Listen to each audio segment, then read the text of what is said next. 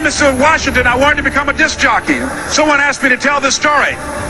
And he said, Les Brown, he said, if you want to do anything worthwhile in life, you've got to be hungry. And so I started working to develop myself. He said, I want you to practice every day being a disc jockey. I said, but I don't have any job now. He said, it doesn't matter. He said that it's better to be prepared for an opportunity and not have one than to have an opportunity and not be prepared. So every day I was working to develop myself. And that's what you must do. And as I was working to develop myself, I applied for a job as a disc jockey, WMBM on Miami Beach. I went to a guy named Milton Butterball. I said, how you doing, Mr. Butterball? I'd like to get a job as a disc jockey. He looked at me, he said, do you have any broadcast background? I said, no, sir, I don't.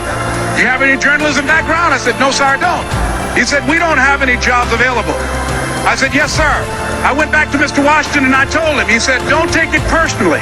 He said, most people are so negative, they will have to say no 7 times before they say yes. He said, go back again.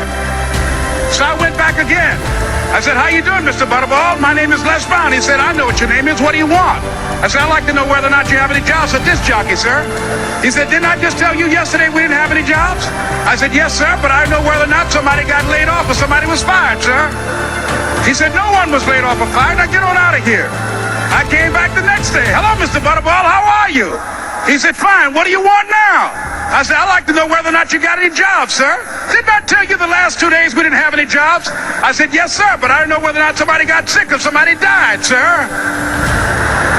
He said, no one got sick or died. Now don't come back here and throw me out again.